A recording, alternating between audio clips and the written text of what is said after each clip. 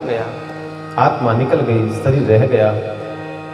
मीराबाई उदास तो हो जाती है, आंखों में आंसू आ गए।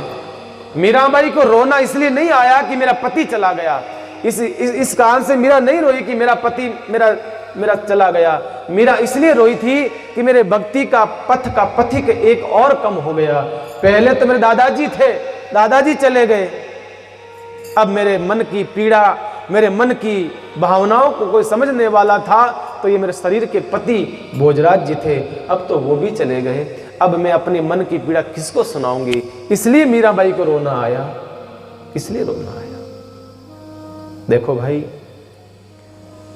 ये जीना मरना ये चलता है संसार में, लेकिन मृत्यु ऐसी होनी चाहिए महाराज, मृत्यु महोत्सव बन जाए। मृत्यु महात्म नहीं, महोत्सव बन जानी चाहिए मृत्यु का महाराज। मीराबाई अपने पति के जाने का वियोग तो है बहुत, कि अब मुझे महाराज संसार के लोग मुझे परेशान करेंगे, दुख देंगे, मुझे परेशान करेंगे। गंभीरी का तट था, चित्तौड़ के पास में गंभीरी नदी, उस गंभीरी नदी के वहां पर चिता तैयार की जाती है। चिता के ऊपर भोजराज जी के शरीर को रखा जाता है और उस चिता के अंदर भोजराज जी का संस्कार किया जाता है। भोजराज जी अंतिम संस्कार होता है। इधर अंतिम संस्कार हो रहा है, इधर चित्तौड़ की कुछ बुजुर्ग महिलाएं, कुछ स्त्रियां आ जाती है सीधा मीरा के महल की ओर और कहा, मीरा मेड़तड़ी, ये ले, तेरे हाथ में जो चूड़ा है वो फोड़ दे, मांग का सिंदूर हटा दे, मंगलसूत्र तोड़ दे, फेंक दे, ये सब श्रृंगार उतार दे। मीराबाई ने कहा, क्यों उतार दूं मैं ये श्रृंगार, क्यों उतार दूं मैं? कहा, तुझे पता नहीं तेरा पति चला गया, तेरा पति मर गया भोजराज, अब ये तेरे शरीर पे शोभा नहीं देता है। कहा, नहीं, मेरा पति तो अजर है, मेरा पति तो अमर है, मेरा पति कहाँ गया है? मेरा पति तो कभी जा ही नहीं सकता है, मेरा चूड़ा चुनरी सब अमर है, मेरा पति कोई गया नहीं है, मेरा पति द्वारकाधीश है। लेकिन स्त्रियां तो गांव की ठहरी, वो तो बस उन्होंने कहा नहीं, ऐसा नहीं हो सकता है। उस स्त्रियां ने जबरदस्ती करना चाहा, जबरदस्ती वो सब उनके साथ करना चाहा। उसी समय रतन सिंह आ जाते हैं। रतन सिंह ने कहा, खबरदार, अगर मेरी भाभी को किसी ने भी हाथ लगाया तो मेरे भाई भोजराज की आत्मा को दुख होगा, इसलिए कोई मेरी भाभी को हाथ नहीं लगाएगा। सारी स्त्रियों को फटकार करके दूर कर दिया, कोई हाथ नहीं लगाया। कहते हैं रतन सिंह अब मीराबाई का ख्याल रखने लगे हर प्रकार से। कोई तकलीफ आती, कोई समस्या आती तो तुरंत रतन सिंह आगे आ जाते महाराज। और कहते हैं इस प्रकार से कुछ दिन बीते और कहते हैं इधर दिल्ली का सुल्तान इब्राहिम लोदी वंश चल रहा था। और लोदी वंश चल रहा था तो उस समय लोदी ने बाबर को हरा दिया। अब लोदी का वंश था तो लोदी ने सोचा पूरे भारत के ऊपर आक्रमण करूं, पूरे भारत पर कब्जा करना चाहता हूं। तो उस फिराक में था वो, तो उसने सोचा कि सबको लगभग में जीत तो सबको गया, पर मेवाड़ अभी तक शेष है, अभी तक मैं मेवाड़ को नहीं जीत पाया। तो लोदी ने क्या करा, मेवाड़ पर आक्रमण करना चाहा। उनको पता चला, लोदी को मालूम हुआ कि मेवाड़ के हैं राजा राणा सांगा और उनका बेटा अभी अभी मरा है और वो अपने बेटे के वियोग में बैठे हैं। समय अच्छा है, अभी इसी समय आक्रमण करना चाहिए, क्योंकि अभी वो अपने बेटे के वियोग में बैठे हैं, वो तो शायद आएंगे नहीं और मैं विजय प्राप्त कर लूंगा। और राणा सांगा के पास में सूचना आती है, महाराज वही उधर ही आगरा की तरफ से, इसको थोड़ा कम करना, वही आगरा की तरफ से महाराज आक्रमण कर रहा है लोदी और अब चलना होगा, सेना को तैयार करना होगा। राणा सांगा ने अपना पुत्र का वियोग खत्म करा, पुत्र का वियोग को छोड़ा और देश की रक्षा के लिए राणा सांगा तैयारी करने लगे। ये है देखिए सपूत महाराज, ये ऐसे ऐसे वीर योद्धा, ऐसे ऐसे इस भारत भूमि पर ऐसे ऐसे वीर योद्धा हुए हैं कि अपना बेटा अभी मरा है, 12 दिन हुए हैं अभी अपने बेटे मरे हुए को, और अपनी सेना को तैयार करता है, क्योंकि उसको पता है मैं एक बेटे का वियोग लेकर के बैठा रहूंगा तो कितनी माओं के बेटे चले जाएंगे, कितनी माओं की कोख शून्य हो जाएगी।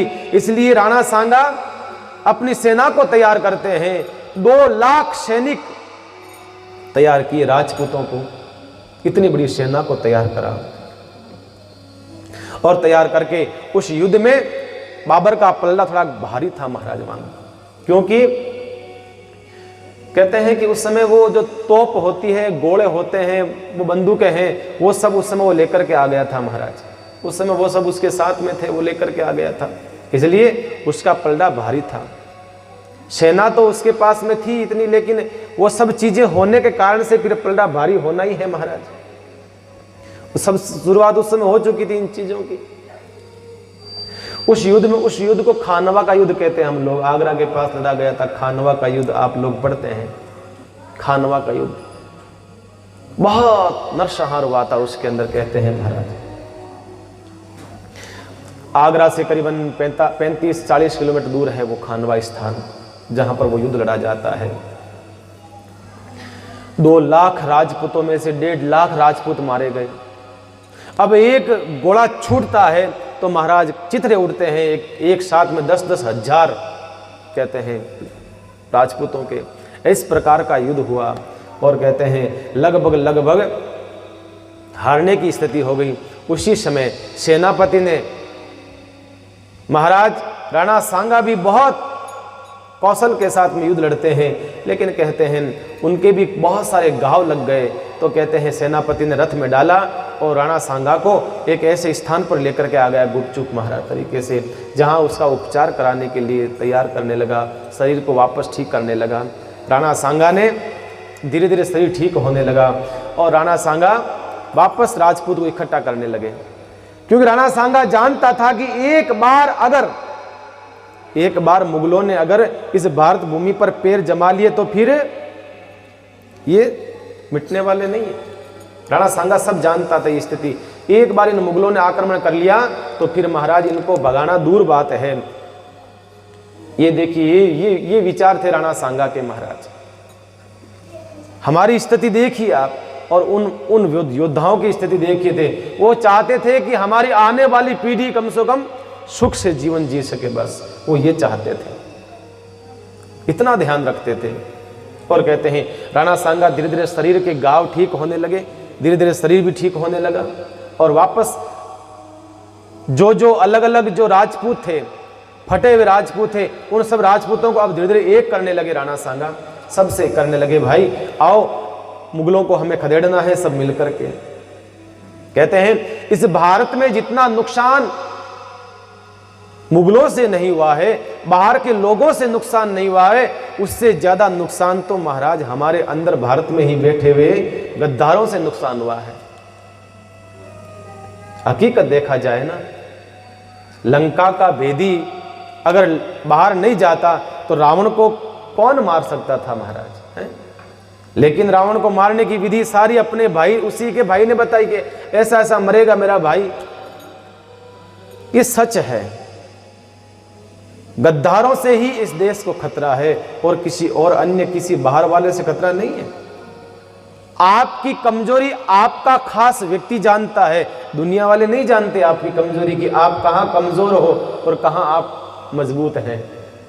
आपका खास कोई व्यक्ति होता है ना, वो आपकी कमजोरी को समझता है, और समय आने पर उसी ही जगह वो प्रहार करता है कि आप यहां कमजोर हैं।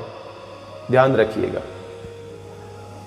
ये भारत भूमि, राम मंदिर नहीं बने इसके लिए रोड़े कोई दूसरा नहीं अटका रहा था, हमारे अपने हिंदू लोग अटका रहे थे। राम का मंदिर नहीं बनना चाहिए। अगर राम मंदिर बन जाएगा तो फिर हमारी राजनीति की रोटियां कहां सेकेंगे हम लोग, हमें वोट कहां से मिलेगा, हम भ्रष्टाचार कहां से करेंगे, हम मजे कहां से उड़ाएंगे। राम मंदिर नहीं बनना चाहिए, बताइए आप। ये दूसरे कोई लोग नहीं कर रहे थे, रोड़ा अटका रहे थे, हमारे हिंदू लोग अटका रहे थे। बताइए आप, धारा 370 ये कांटा, एक ऐसा कांटा लगा था, इस धारा 370 हटाने के लिए महाराज कितना प्रयत्न करना लगा, कितना करना पड़ा।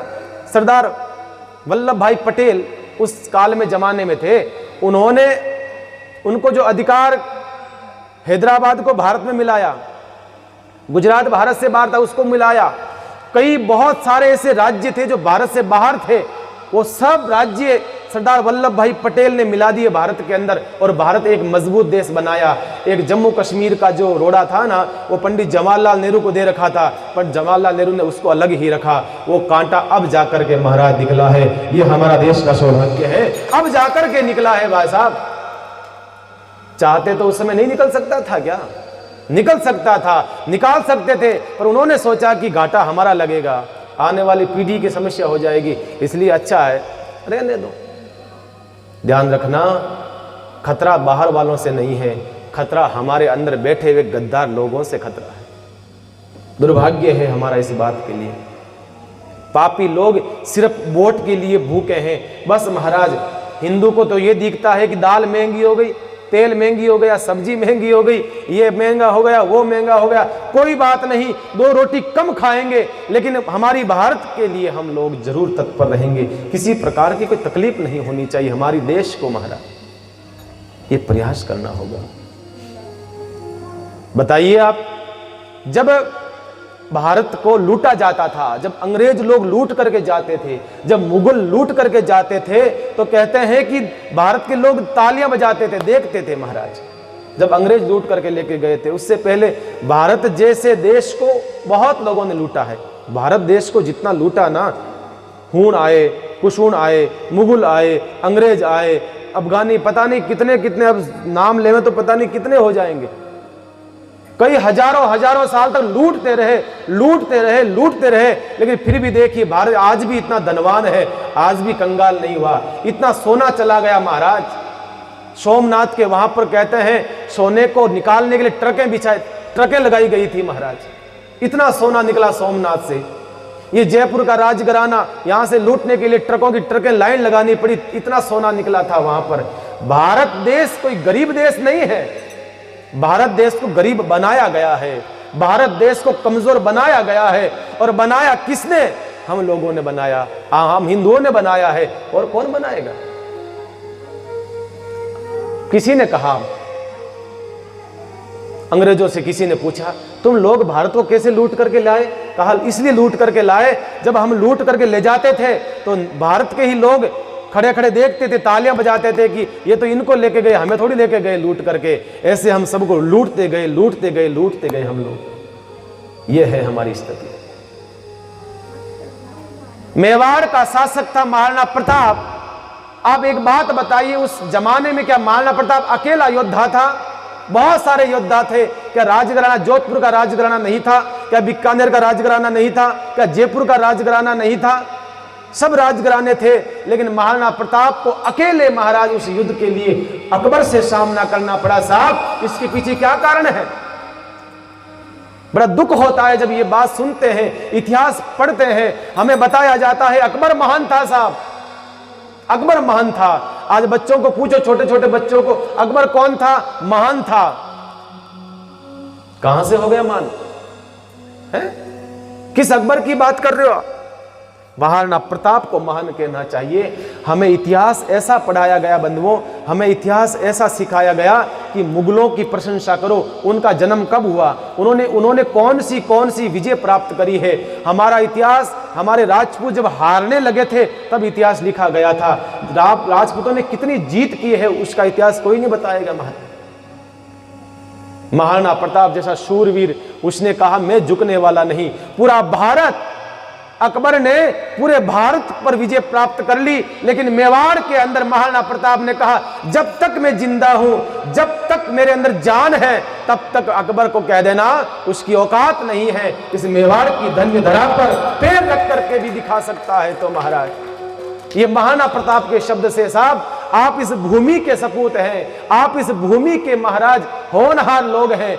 हम आप लोगों को मैं चेताना चाहता हूं, जरा अब तो समझ जाओ सही क्या है, गलत क्या है, वोट किसको देना है। ये ताकत आप लोगों की है, आप लोगों की ताकत है। आप चाहो जिसको ऊपर चढ़ा दो, आप चाहो जिसको नीचे पटक सकते हो। भाई, आपका एक एक वोट बड़ा कीमती है बंधुओं।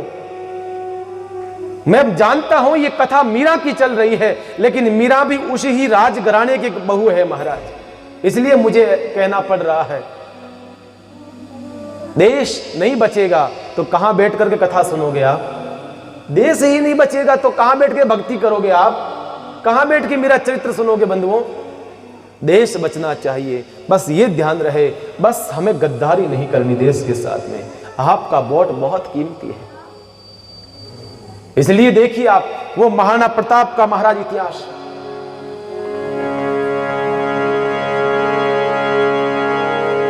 अकबर की सेना के सामने महाराज 80,000 सैनिक अकबर के और 15,000 सैनिक। हल्दी घाटी का युद्ध जब हुआ था 80,000 सैनिक थे अकबर की सेना के, और सिर्फ 15,000 सैनिकों को लेकर के वो महाराणा प्रताप खड़ा हो जाता है। क्यों? अकबर के पास में सेना थी साहब, पर महाराणा प्रताप के पास सीना था, सीना, इसलिए महाराज वो भिड़ जाता है। आ जाओ देखते हैं महाराज कितनी ताकत है। कह दिया सब सैनिकों से, एक एक सैनिक 10-10 सैनिकों को मारेगा, मैं और कुछ नहीं जानता। सीधा कह दिया सैनिकों को, देखो एक एक सैनिक 10-10 को मारेगा तो हम लोग विजय प्राप्त कर लेंगे। और उसके साथ में कोई दूसरे लोग नहीं आए साहब। लोहारों को साथ में लिया, आप शस्त्र बनाओ, बीलों को साथ में लिया, आप तीर बनाओ, ऐसे ऐसे लोगों को साथ में लेने लगा महाराज महाराणा प्रताप। पत्र लिखा जयपुर राजघराने में, जरा हमारा सहयोग करिए आप। कहा नहीं साहब हम तो नहीं कर सकते। पत्र जयपुर गया, जोधपुर गया, बीकानेर गया, लेकिन कोई मदद नहीं कर रहा है, क्योंकि पहले से ही सारे के सारे अकबर जीत चुका था, इसलिए सबने घुटने टेक दिए थे। अगर मैं कहता हूं हिंदुस्तान का उस जमाने में राजपूत एक हो जाता तो महाराज मुगलों का शासन कभी का खत्म हो जाता, कभी का खत्म हो जाता। महाराज इन कथाओं को सुनाइए आप, हल्दी घाटी की उस महान वीरता की भूमि की कथाओं को बच्चों को सुनाइए आप। ये सास बहू का सीरियल, ये सलमान खान, ये कैटरीना कैफ, ये देश का भला नहीं करने वाले हैं बंधुओं, ध्यान रखना। ये बर्बाद करने वाला अश्लील लोग हैं और ये बर्बाद करने वाले हैं। अभी कुछ दिन पहले सुना नहीं आपने, चरस के नशे में ये लोग पूरी आने वाली पीढ़ी को बर्बाद कर रहे हैं। आप लोगों को पता नहीं है, इनकी सारी संतानें नशा कर कर करके ये अच्छी बातें बताते हैं। ये हमें उनका खुद का जीवन देखिए, ध्यान रखिए। योद्धाओं की कथाओं को सुनाइए महाराज, ऐसे सपूतों की कथाओं को सुनाइए जो जननी जने तो ऐसा जन, जननी जने तो ऐसा जन के दाता के सूर, जननी जने तो ऐसा जन के दाता के सूर, नहीं तो रीजे बाजरी मती गवाजे।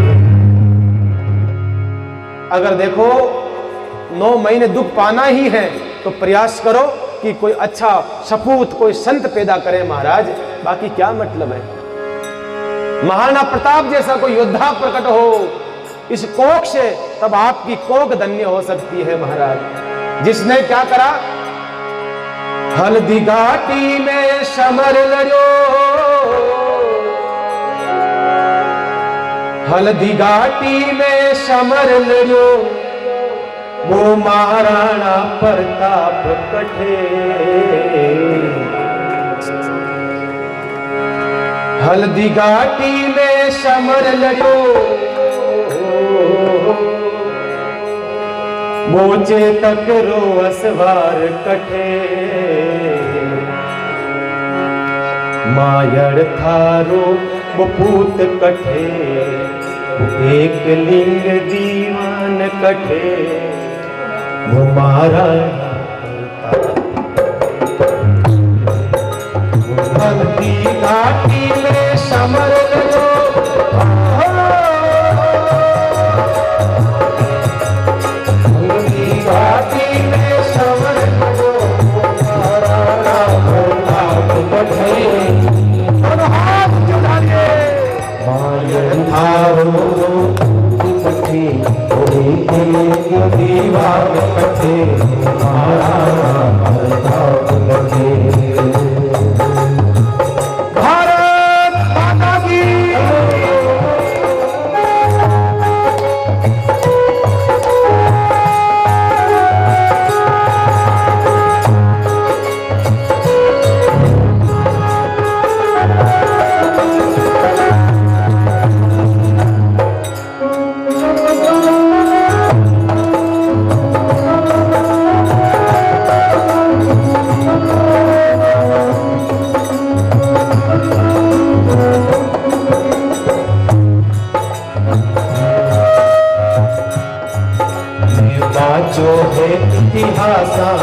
मायर तेरा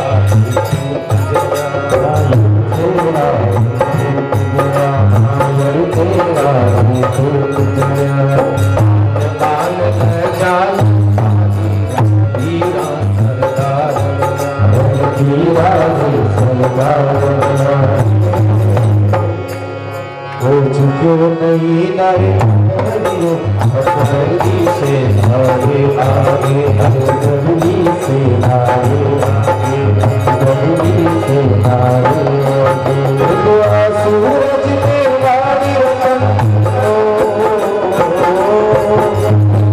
सूरज में लाड़ी रतन हमारा प्रताप कटे मायवतारो कटे गली गली कटे हमारा प्रताप कटे हमारा प्रताप कटे।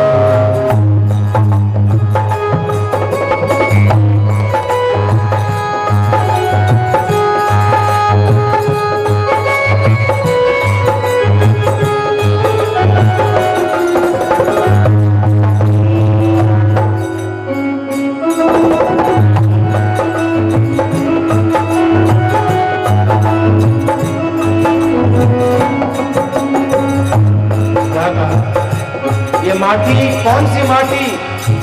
मैं निवेदन करना चाहूंगा, छुट्टियों में घूमने के लिए जाना चाहते हो ना, अपने बच्चों को हल्दी घाटी ले जाइए। प्रयास ये कीजिए ऐसी जगह पर अपने बच्चों को ले जाइए।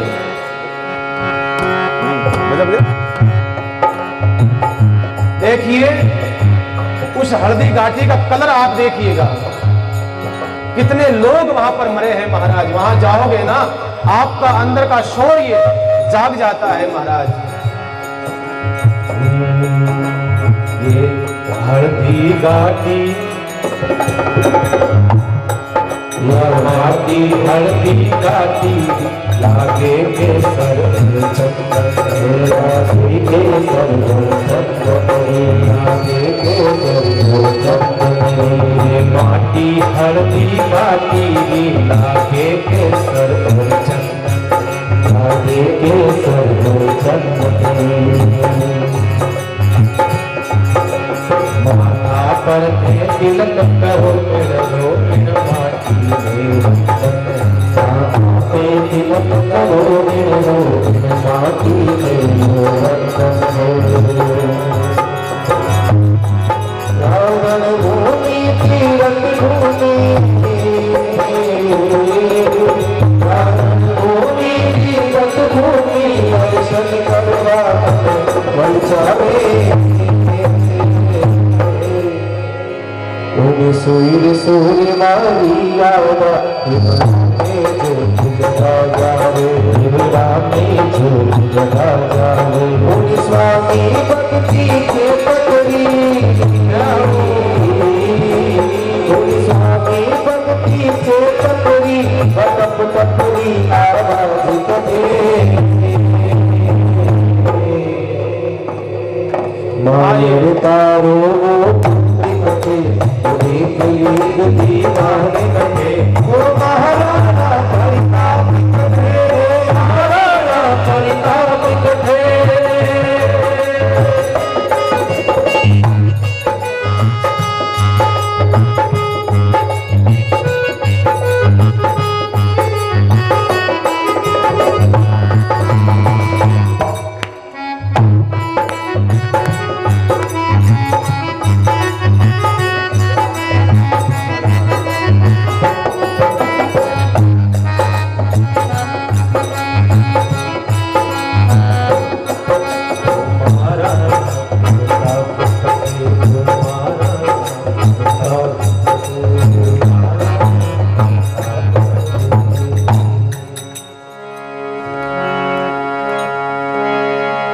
देखिए बंधुओं, अगर कोई जन्म लेना हो तो ऐसा कोई शूरवीर, कोई योद्धा जन्म लेवे तब तो अच्छा है, बाकी कोई मतलब नहीं है बंधुओं। धरती पर आए और कितने लोग तो चले गए, कितने लोग जा रहे हैं, कोई संख्या ही नहीं है।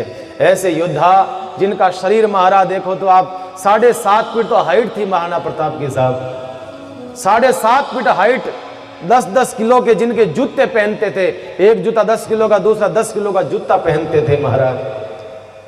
70 किलो का उनका भाला, 70 किलो का उनका कवच, पीछे तलवारें महाराज, इतनी भारी भारी 30-30 किलो की उनकी तलवारें हैं। ऐसा करके ये वजन अगर तोला जाए तो मुझे लगता नहीं 2-3 लोगों से उठेगा। इतना योद्धा, इतना बड़ा वीर था महाराज वो, महाराणा प्रताप। नहीं बाचो, हम तो, हमारा दुर्भाग्य है कि ऐसे योद्धा का हमने दर्शन नहीं करा भाई। ऐसे योद्धा तो दर्शन करने योग्य थे महाराज, दुर्भाग्य है हमारा।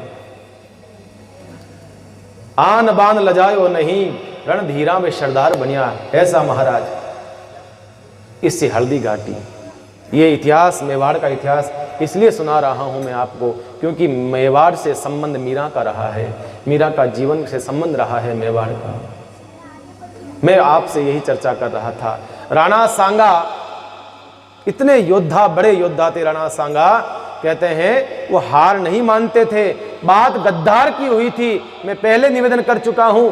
हमारा कोई गद्दार व्यक्ति होता है, हमारे साथ में गद्दारी करता है तो हम लोग हार जाते हैं। राणा सांगा के साथ में भी यही हुआ। राणा सांगा ने सारी राजपूतों को तैयार करा, पुनः युद्ध करना है मुगलों से, योद्धा पुनः युद्ध करना है। तो सरदार तैयार करने लगे राजपूतों को, और कहते हैं वो भी तैयार हो गए, उनके घाव भी भर गए, वापस वो भी तैयार हो जाते युद्ध करने के लिए। अचानक कहते हैं एक बार कोई उनका ही गद्दार था, उनका ही कोई सेना का कोई व्यक्ति था जो जाकर के मुगलों में मिल गया, और उस मुगलों ने उसको कहा तू राणा के भोजन में विष डाल दे, और उसने वैसा ही किया और राणा के भोजन में विष डाल दिया। पता नहीं रहा, राणा ने विश्वास रखा उस आदमी पर, उसने धोखा दे दिया और राणा ने विष खा लिया। और कहते हैं राणा का शरीर धीरे धीरे विष से प्रभाव होने लगा और राणा का शरीर खत्म हो जाता है। मांडलगढ़ आता है ना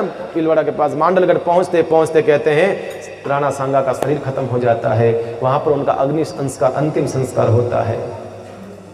उसी दिन से बाबर ने भारत की भूमि पर पैर जमाने शुरू कर दिए। उसी समय से कहते हैं धीरे धीरे उसका प्रभाव तेज होने लगा। अब राणा सांगा मर गए, भोजराज जी पहले ही चले गए। अब उस गादी का राजा बनते हैं रतन सिंह, जो राणा की बीच वाली जो पत्नी थी उसके जो पुत्र है रतन सिंह, वो अब जाकर के राजा बनते हैं। वो बड़े धर्मज्ञ थे। रतन सिंह तक तो बहुत अच्छा था। रतन सिंह तो मीराबाई का बड़ा सम्मान करते थे, मीराबाई का बड़ा आदर करते थे रतन सिंह। और कहते हैं जैसे ही वो बने, लेकिन इतिहास कहते हैं कुछ समय तक वो रहे। और उनकी जो सौतेली माँ है हाडी बाई, जिसका नाम है हाडी बाई, वो हाडी बाई चाहती थी अपने बेटे विक्रम को राजा बनाने के लिए। उसका मकसद ये था कि मैं अपने बेटे विक्रम को राजा बनाऊं। तो उन्होंने कहते हैं विष दे दिया, रतन सिंह को विष दे देती है वो, तो रतन सिंह जो है खत्म हो जाता है। अब मीराबाई का धीरे धीरे जो है पल्ला कमजोर होने लग गया मीराबाई का। और कहते हैं रतन सिंह की बेटी थी महाराज श्याम कुंवरी। उस श्याम कुंवरी का विवाह कहते हैं जेमल के बेटे मुकुंद के साथ में होता है। जेमल कौन, मैंने कल चर्चा करी थी। जेमल मीराबाई का जो छोटा भाई था ताऊ जी का, उसके बेटे के साथ में रतन सिंह की बेटी का विवाह होता है। 3 संबंध मीरता और चित्तौड़गढ़ के बीच में होते हैं। 1588 के अंदर कलयुग का साक्षात देवता राणा विक्रम गादी पर बैठता है, चित्तौड़ की गादी के ऊपर। अब महाराज पूरा का पूरा जीवन मीराबाई का धीरे धीरे अंधेरे की ओर जा रहा है। जैसे ही बैठा विक्रम सिंह और पूरे मंत्रिमंडल को बदल दिया। सबसे पहले तो पूरे मंत्रिमंडल को चेंज कर दिया। जो पुराने राजा राणा सिंह के महाराणा के राणा के उनके जो नज़दीक के लोग थे उन सबको हटा देता है और अपने लोगों को वो अंदर लेकर के आ जाता है। अपने मंत्रिमंडल के अंदर सीमाओं का ध्यान नहीं रखता है, मदिरा पान करता है, चापलूस लोगों की बातें मानता है, चापलूस लोग जो कहते हैं वो मानता है। अब धीरे धीरे विक्रम को मीरा चुभने लगी महाराज, मीरा धीरे धीरे चुभने लग गई। एक दिन अपनी बहन उदा को बुलाया, उदा भाई इधर आओ। उदा भाई ने कहा हाँ महाराणा क्या बात है राणा। कहा कि भाभी को जाकर के बोल दो ये जो हमारे महलों में ये जो करतालें बजा रही है, ये जो मजीरे बजा रही है, ये जो घुंघरू बज रहे हैं ना, उनको जरा बंद कर दे।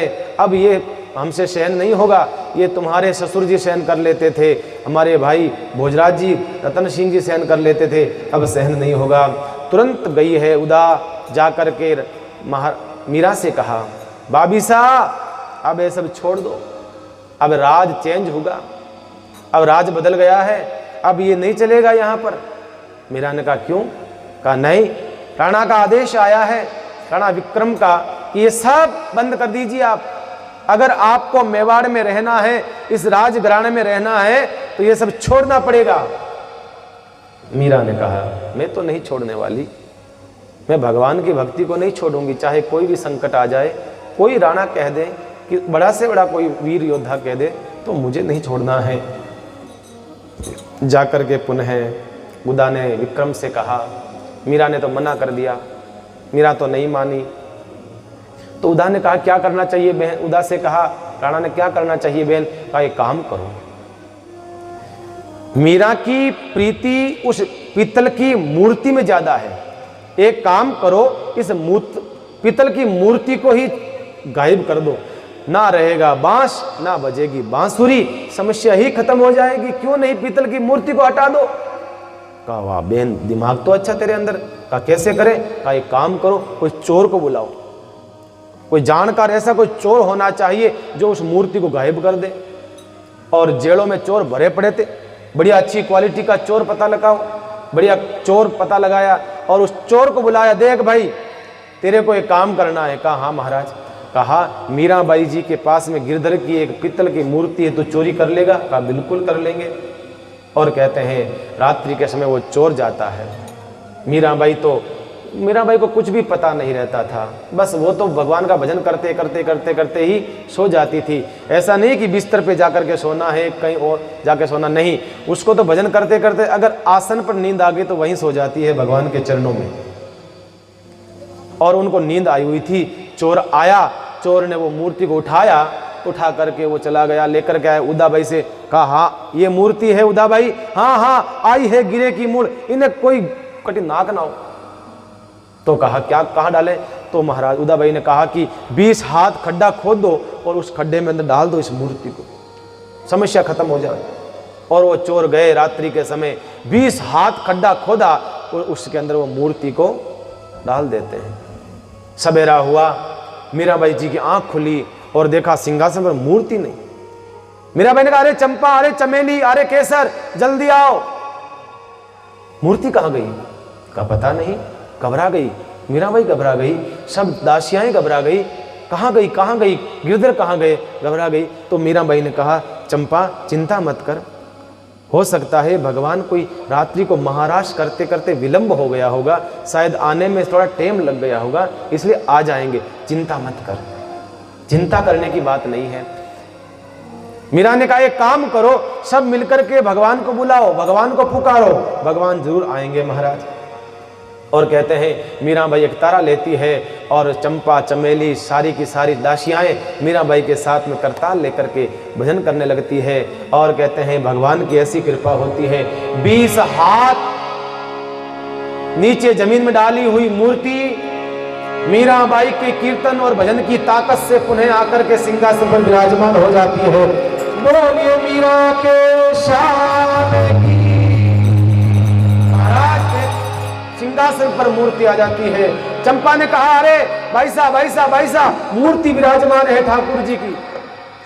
भाई साहब ने कहा मैंने कहा ना भगवान लीला करते हैं, मेरे साथ में कई बार भगवान ऐसा करते हैं, मैं भगवान को सुलाती हूँ, भगवान वापस उठ करके कहीं और चले जाते हैं, भगवान को भोजन कराती हूँ तो भगवान कहीं और मिलते हैं, मैं बहुत ऐसा मेरे साथ में हुआ है, इसलिए ऐसा भगवान ने करा होगा। ये भगवान की लीला है, ये भगवान की लीला है।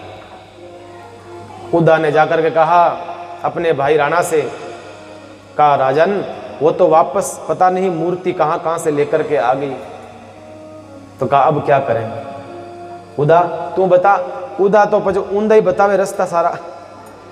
उदा क्यों महाराज मेरे को पूछते हो तो एक काम करो। कहा कि क्या? अभी किसी ने ऐसा बताया है कि अपने जंगलों में, चित्तौड़ के जंगलों के अंदर कोई हिंसक शेर, नरभक्षी शेर, जिसके मुख में आदमी का खून लग गया है, वो आदमियों को खाता है, अब और किसी को नहीं खाता है। एक काम करो, वो शेर पकड़ने की कोशिश कर रहे हो, कई दिन से पकड़ में नहीं आया, इसलिए आप कई लोगों को भेजो पकड़ने के लिए, और वो पिंजरे में पकड़ करके लाएंगे तो रास्ते में मीरा जी का महल पड़ेगा। मीरा जी का महल पड़ेगा ना, तो एक काम करना, मीरा जी के महल के बाहर थोड़ा सा पिंजरा खोल देना, तो वो शेर जो है अंदर चला जाएगा और मीरा जी को खा खुआ करके महाराज फिर हम लोग पकड़ लेंगे और उस शेर को ला करके गांव में कह देंगे, साहब पता नहीं शेर कैसे छूट गया, हमें बड़ा दुख होता है, हम बैठक रख लेंगे, थोड़ा सा नाटक कर लेंगे मीरा का ऊपर, ऐसा करो। कहा बात तो सही है। और कुछ लोगों को भेजा, जाओ शेर को पकड़ना और पिंजरे को लाके थोड़ा सा ऊंचा कर देना उसका पिंजरे का, ताकि वो बाहर निकल जावे। ऐसा ही हुआ, शेर को पकड़ दिया गया और शेर को पकड़ करके वापस लाने लगे वो लोग। और जैसे ही मीरा जी का महल आया और थोड़ा सा पिंजरे का ढक्कन थोड़ा सा ऊपर करा और वो शेर जो है मीरा के महल की तरफ धीरे धीरे धीरे धीरे मीरा के महल की तरफ बढ़ने लगा। और चंपा, चमेली, केसर ने कहा, ओ भाई साहब जल्दी करो, भाई साहब दरवाजा बंद करो, शेर आ रहा है, दरवाजा बंद करो भाई साहब, शेर।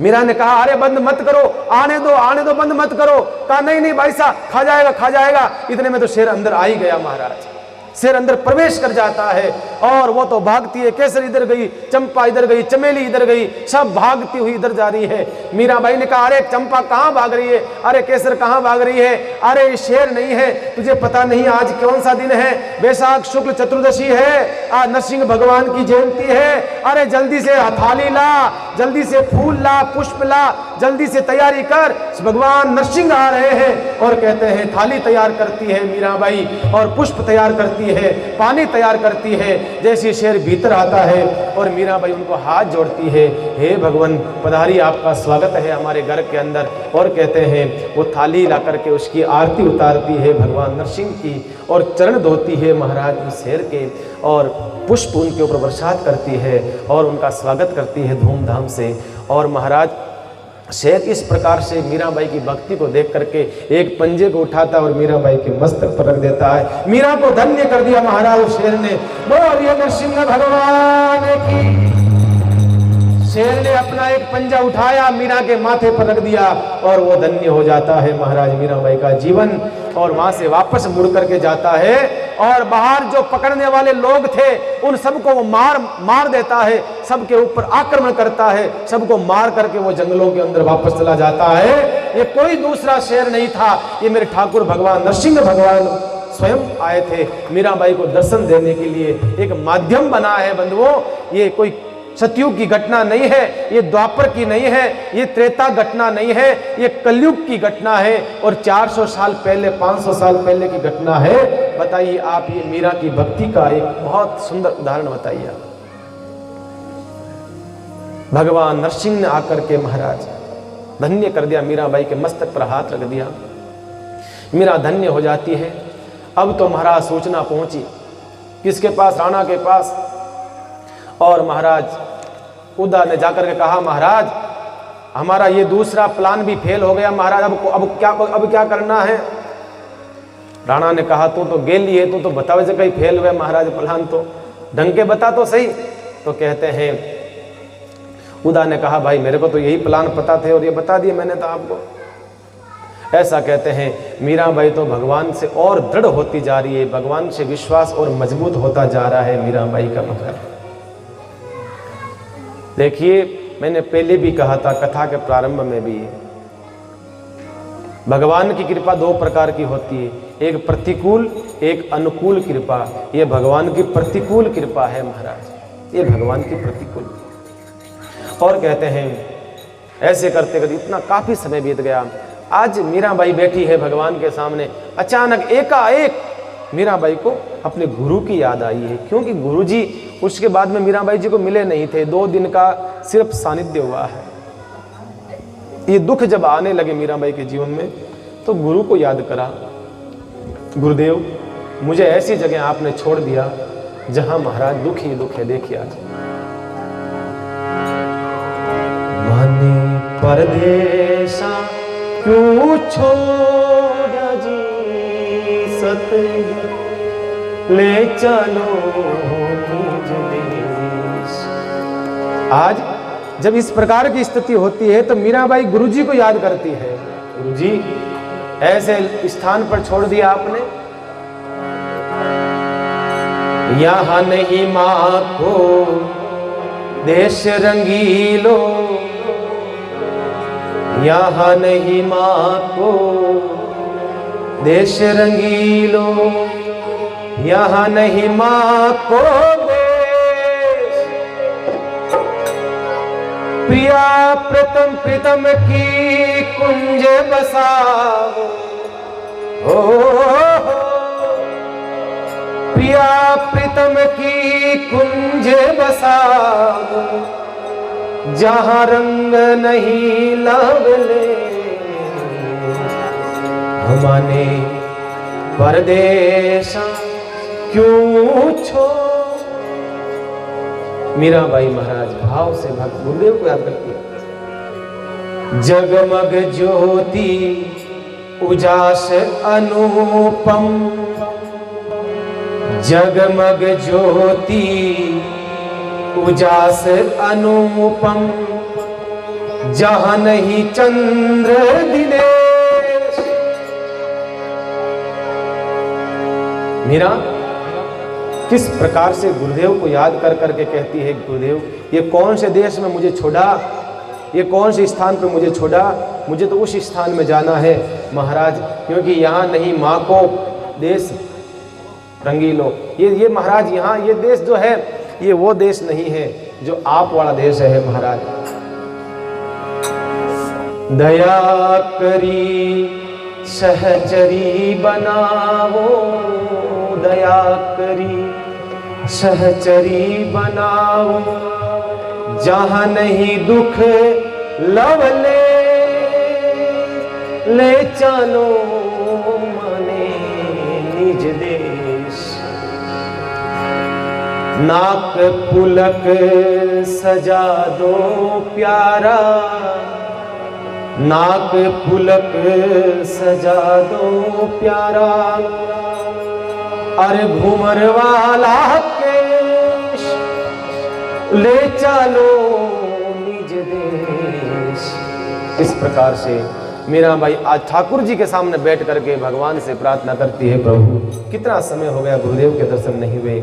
मीरा के भक्ति का प्रवाह चलता रहा, वेग के साथ में चल रहा है। इस प्रकार से मराने का प्रयास किया जा रहा है पर सारे प्रयास फेल हो रहे हैं। मीराबाई की सबसे छोटी सास हाडी बाई एक दिन राणा के पास में आई, राणा से कहा महाराज ऐसे मीरा मरने वाली नहीं है।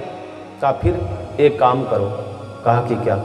एक भूत महल है, भूत खाना, बहुत बड़ा एक महल है चित्तौड़ के थोड़ा सा दूर, जहां सुनसान जगह है, वो कई कई कई सालों से बंद पड़ा है।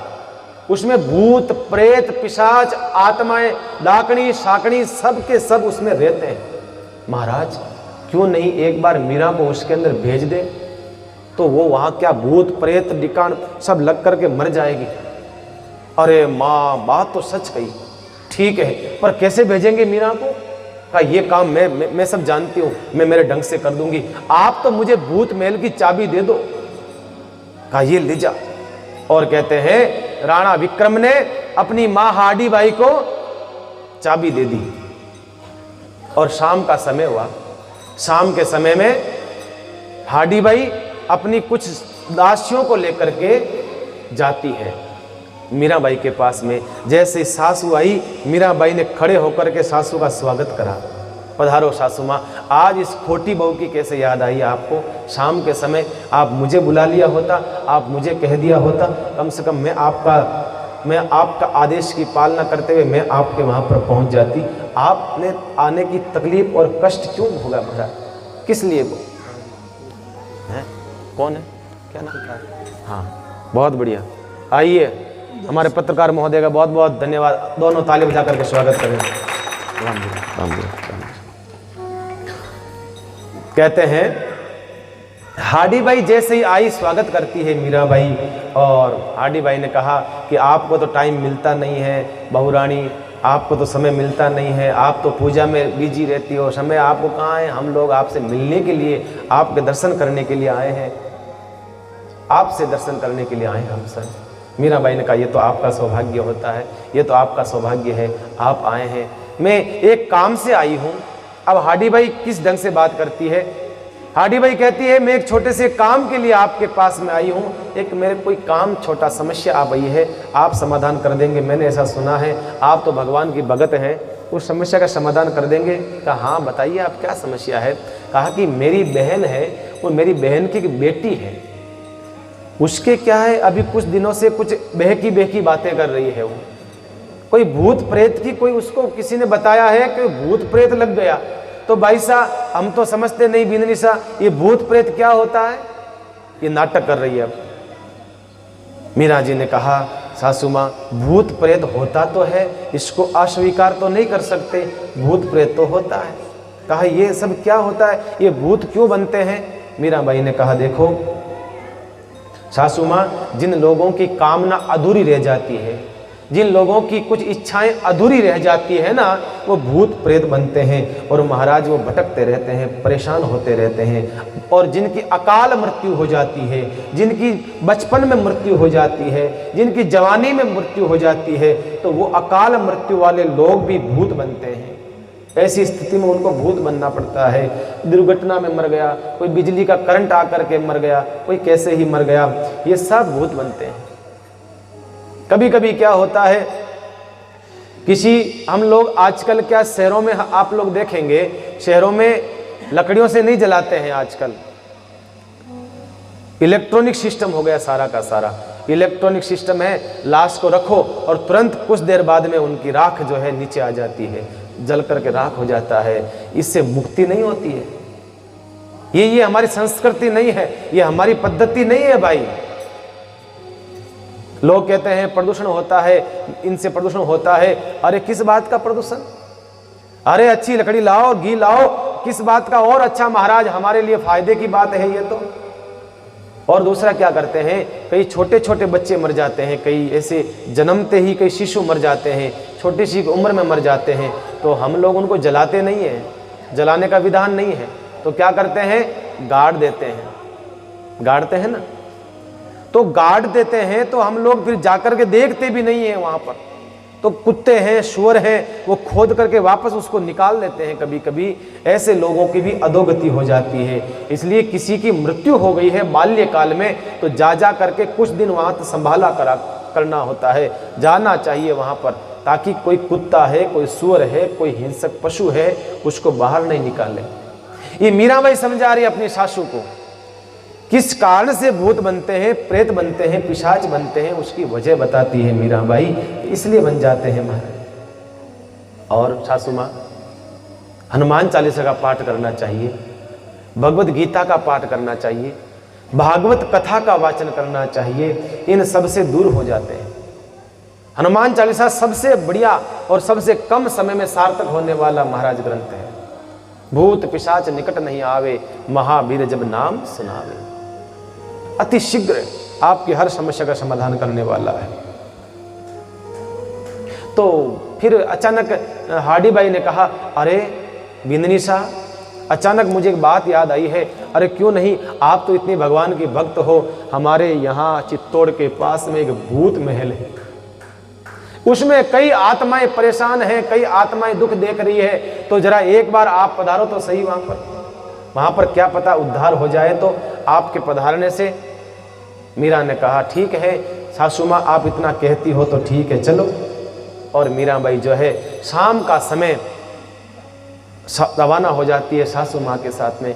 मीराबाई ने सोचा सासू माँ ने पहली बार कोई काम सौंपा और मैं मना कर दूंगी तो फिर कहेगी लो पहली बार कोई काम सौंपा, मना कर दिया। मीराबाई साथ में रवाना हो जाती है। उसी समय चंपा आई, कहाँ जा रहे हो भाई साहब? कहा कि अभी जाकर आ रही हूँ थोड़े से समय। कहा नहीं नहीं नहीं नहीं, अभी शाम का समय है, शाम के समय में कहीं नहीं जाते हैं, घर छोड़ करके बाहर नहीं जाना चाहिए, आप कहाँ जा रहे हैं? कहा बस अभी आई, मैं भूतों के महल में जाकर के आ रही हूँ, बस अभी गई अभी आई। कहा हम भी आपके साथ में चलेंगे। हाडी भाई ने कहा नहीं नहीं, तुम क्या करोगी साथ में, बस भाई साहब को जाने दो। और कहते हैं हाडी भाई मीराबाई को लेकर के भूत महल की ओर चलती है। भूत महल का दरवाजा दास सेवकों को कहा खोलने के लिए, वो कई सालों से बंद पड़ा था, वो दरवाजा खुला है भूत महल का।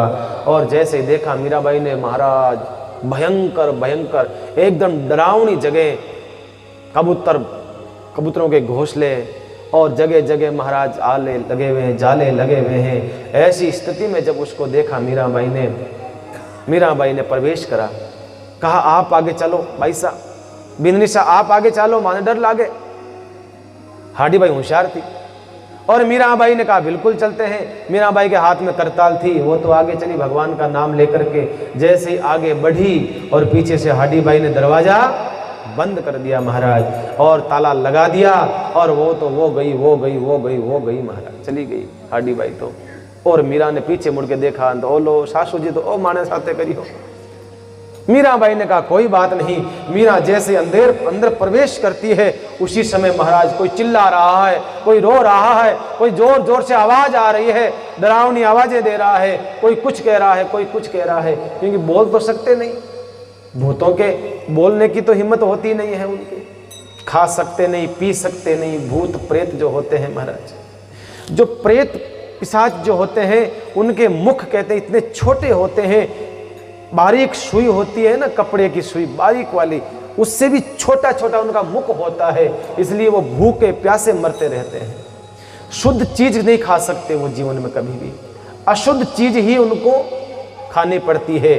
छोटा सा उनका मुख होता है, वो बहुत भूखे मरते हैं, तड़पते हैं, छटपटाते हैं वो लोग महाराज। लेकिन मीरा तो करताल लेकर के अंदर चली है और वो भजन कीर्तन गाने लगी।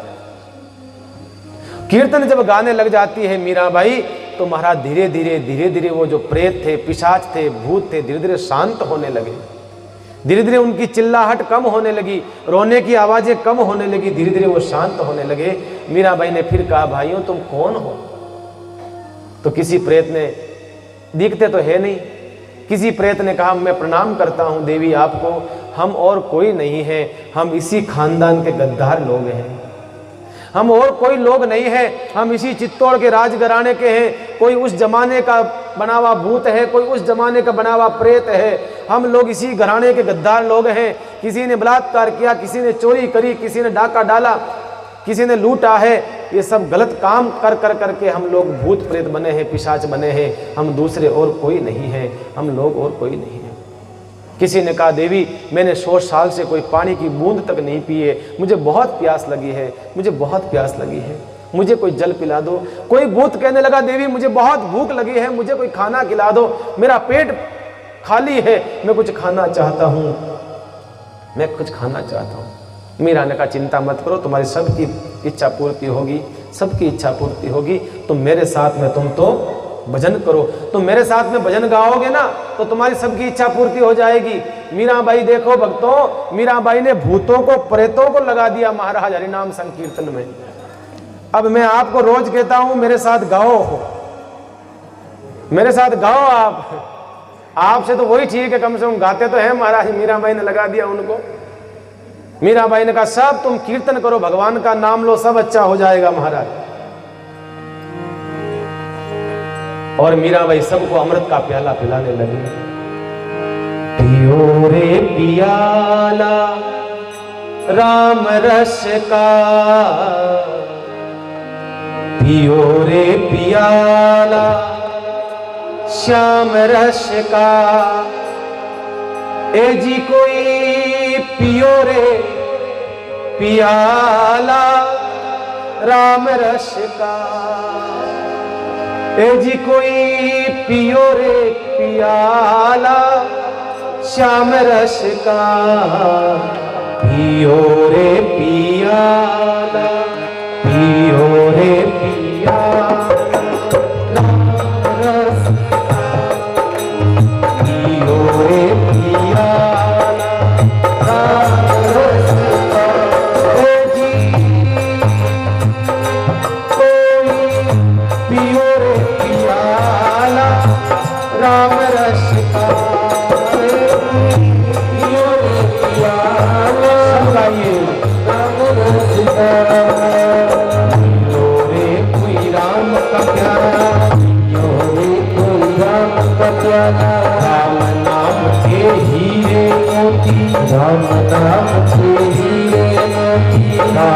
नाम के हीरे राम नाम के हीरे मैं बिखरा हूँ गली गली हो मैं बिखरा हूँ गली गली ले लो रे कोई राम का प्यार में शोर मचाओ गली गली ले लो रे कोई राम का प्यार शोर मचाओ गली गली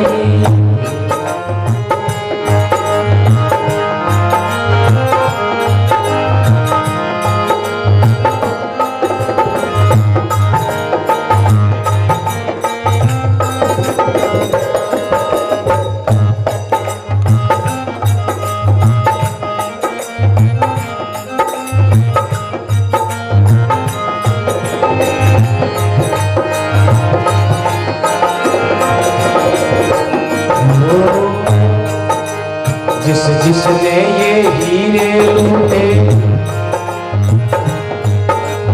वो तो माला माल हुए वो तो माला माल हुए धन दौलत के बने दीवार एक दिन वो कंगाल हुए दौलत के बने दीवार एक दिन वो कंगाल हुए राम कृष्ण और गौतम के इतिहास सुनाओ गली गली इतिहास सुनाओ गली गली राम नाम के हीरे मोती राम के हीरे मैं बिखरा हूँ गली गली मैं बिखरा